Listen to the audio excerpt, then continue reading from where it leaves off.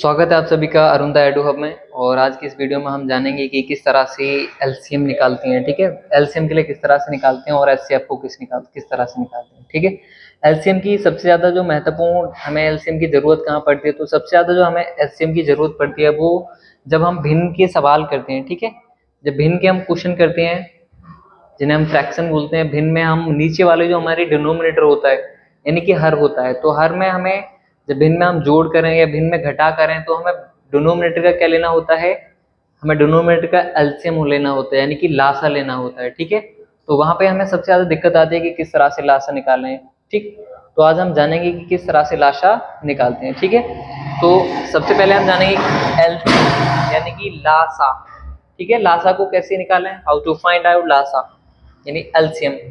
LCM की जो हमारे इसकी फुल फॉर्म होती है एलसीएम, इसकी फुल फॉर्म क्या होती है, lowest common multiple, lowest common multiple. ठीक है, हिंदी में इसके लिए क्या कहते हैं हम, लघुत्तम समावर्तक, लघुत्तम समावर्तक। ठीक है, आइए तो हम सबसे पहले जानेंगे लासा के लिए। ठीक है, तो हम छोटे छोटे उदाहरण के द्वारा जानेंगे। जैसे पहला नंबर है हमारा 14, अगला नंबर है हमारा 15, 15।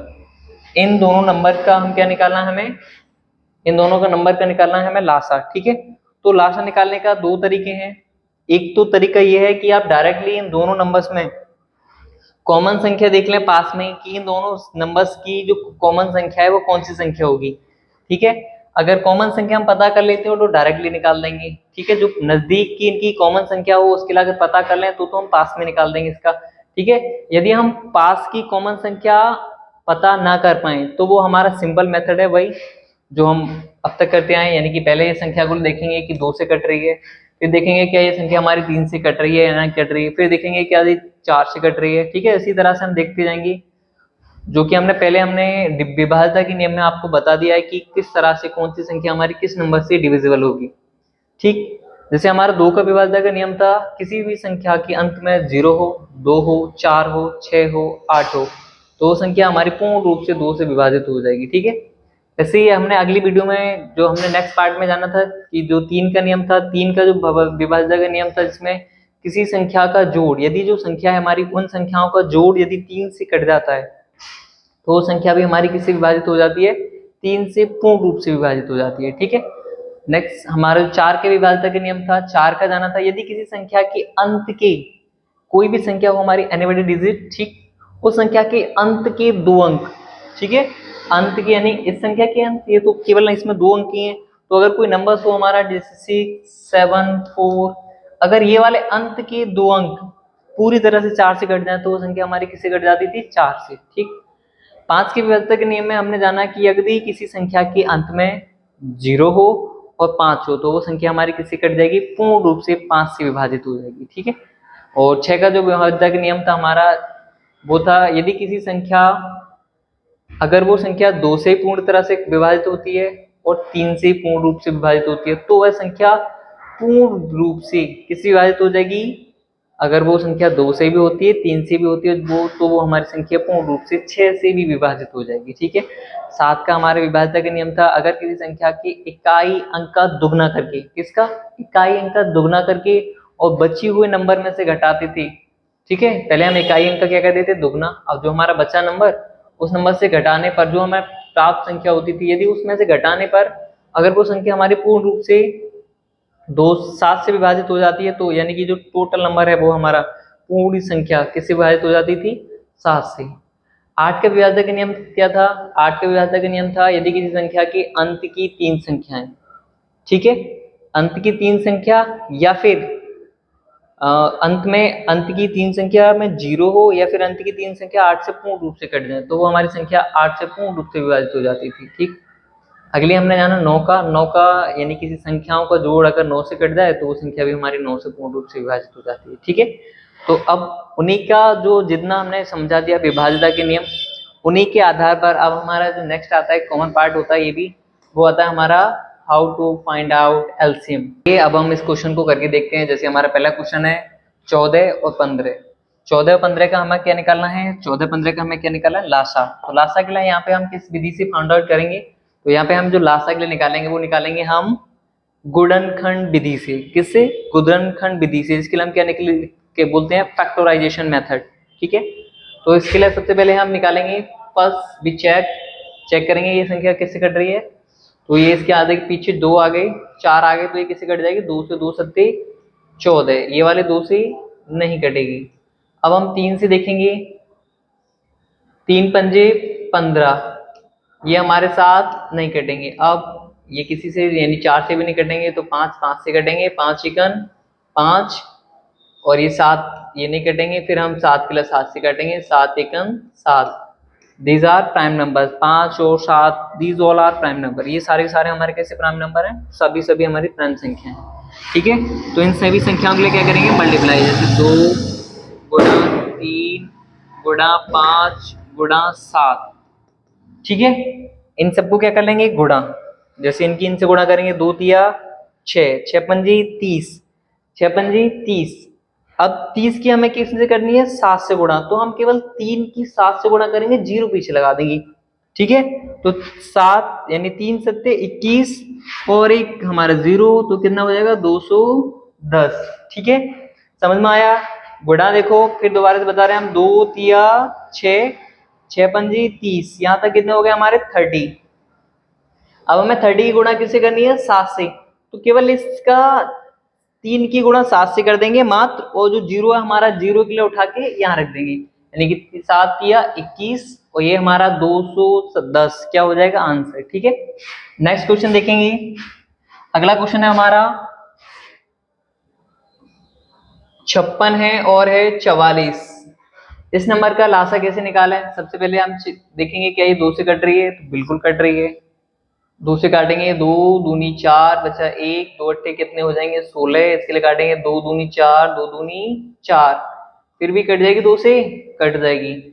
देखेंगे 2 एकन 2, 2 चौक 8। इसके लिए देखें 2 एकन 2, 2 एकन 2, ये भी 2 से हमारी कट गई। ठीक है, अगला हम फिर चेक करेंगे क्या फिर हमारी 2 से कट जाएगी? बिल्कुल कट जाएगी, 2 सत्ते 14, ये हमारी 2 से नहीं कटेगी। अब 3 से नहीं कटेगी, 4 से भी नहीं कटेगी, ये किसी कटेगी? 7, 7 एकन 7, बची 11, ये नहीं कटेंगे 11। ठीक है, तो 11 के लिए 11 काटेंगे, 11 एकन 11। ठीक, इन सब संख्याओं की इसी की तरह क्या कर लेंगे? ये मल्टीप्लाई, जैसे 2 गुणा 2 गुणा 2 गुणा 7 गुणा 11। ठीक है, इन सब की क्या करेंगे? आपस में मल्टीप्लाई। ठीक है, यहाँ पे कितने हो जाएंगे? 2 दूनी 4, 4 दूनी 8, और यहाँ पे कितने हो गए?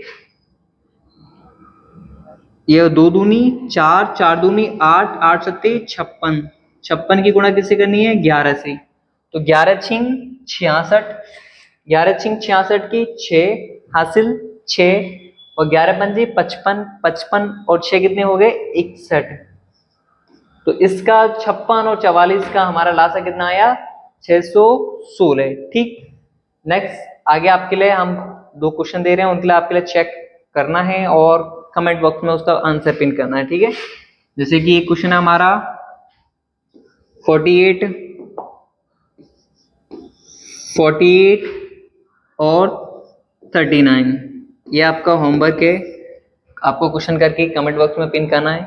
ठीक है, अगला क्वेश्चन है हमारा 96 और 102। इन दोनों क्वेश्चंस के लिए आपके लिए करना है, और इन सब का दोनों क्वेश्चन का करने के बाद आंसर किसमें? कमेंट बॉक्स में पिन करना है। ठीक, अगला अब हम अगले नेक्स्ट जानेंगे। दूसरा होता है हमारा HCF। ठीक है, एलसीएम हमने सीखा, एलसीएम के लिए किस तरह से निकालेंगे। अब हमारा अगला होता है HCF।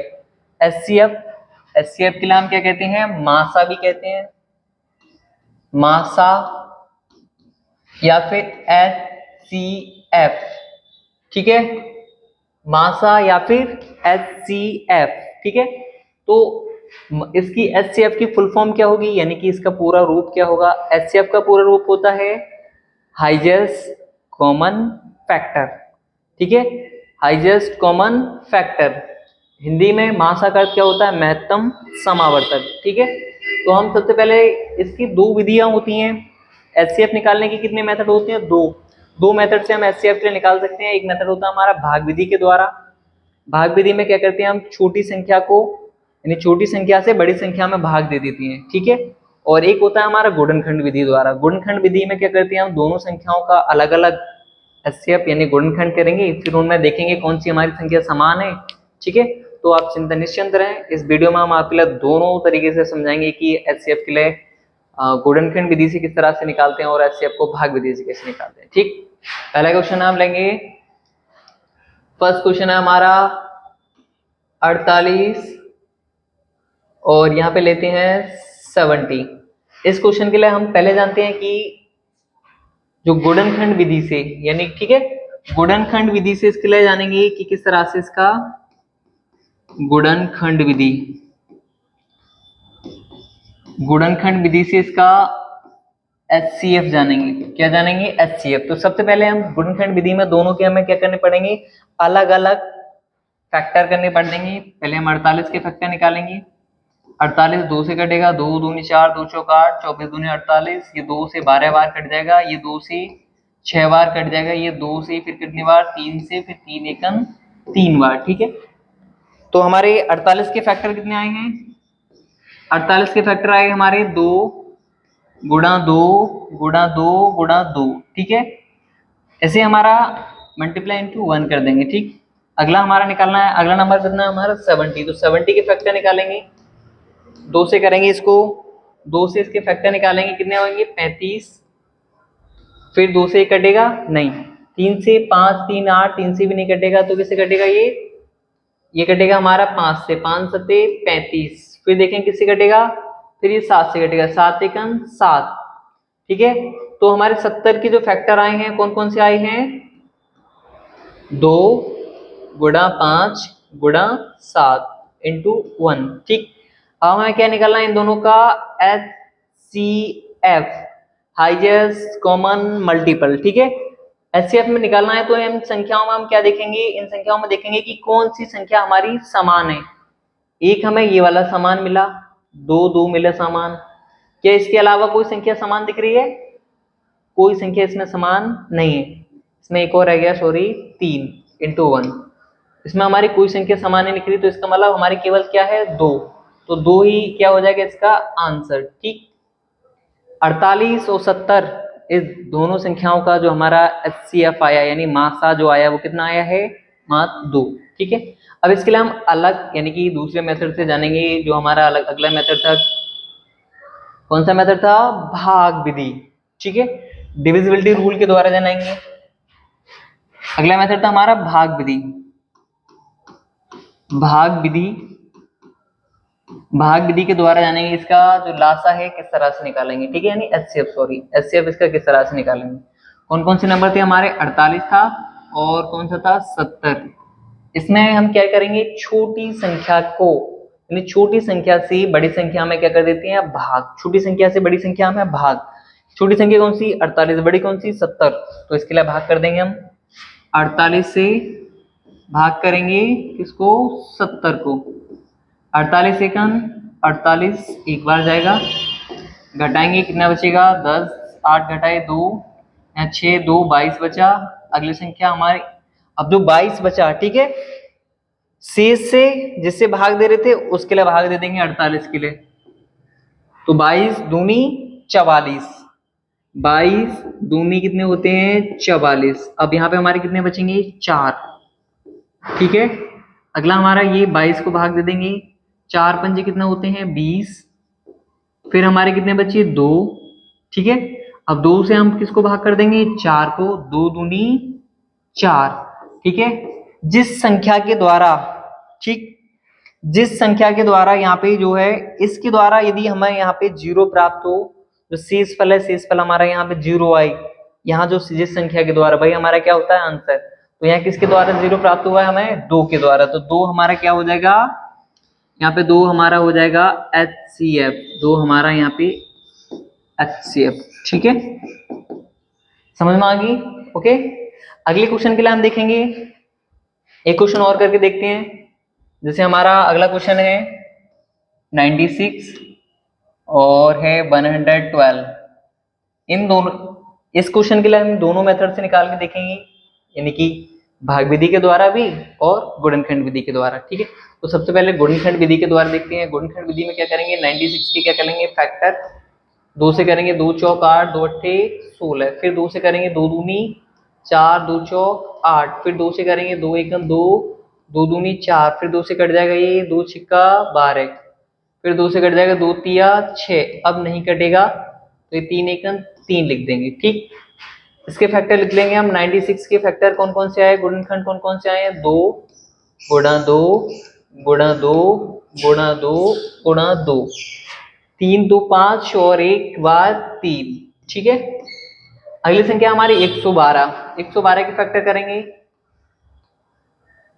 112 भी 2 से कट जाएगा 2 पंजे 10, 2 छिक्का 12, फिर 2 से कट जाएगा 2 दूनी 4, 2 अट्ठे 16, फिर 2 से कट जाएगा 2 एकम 2, 2 चौक 8, फिर 2 से कट जाएगा 2 सत्ते 14, फिर 7 एकम 7। ठीक, अगला हमारा 112 का जो फैक्टर आया है कौन कौन से आए हैं, 2 गुणा 2 गुणा 2 गुणा 2 गुणा 7 इंटू 1। ठीक है, अब हमें इसका क्या निकालना है, एचसीएफ निकालना है।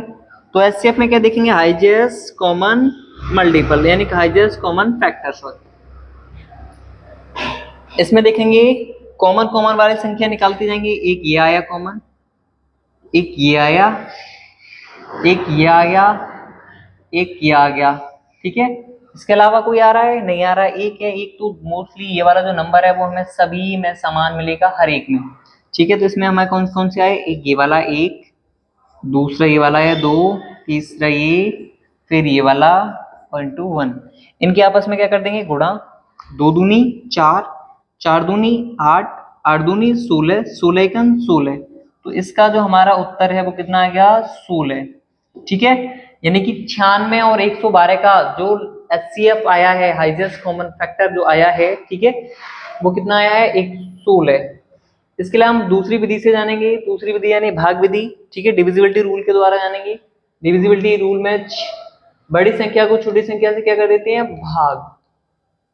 एक बार जाएगा 96 एकम 96, घटाएंगे हम यहाँ पे 12 में से 6 घटाए कितने बचेंगे, 6।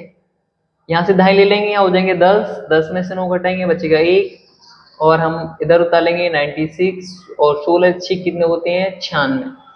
ठीक है, तो यहाँ पे जिसके द्वारा हमें कोई भी शीर्षफल नहीं मिले वही हमारी संख्या क्या होती है, उत्तर। ठीक है, तो इसके द्वारा भी हमें क्या मिला है, 16। तो इस संख्या यानी कि अनदर मेथड के द्वारा भी हमारा जो एचसीएफ है वो कितना हो जाएगा, 16। ठीक है, यानी कि इस मेथड के द्वारा हमारा भी एचसीएफ कितना आया, 16। ठीक, समझ में आ गया आप सभी को।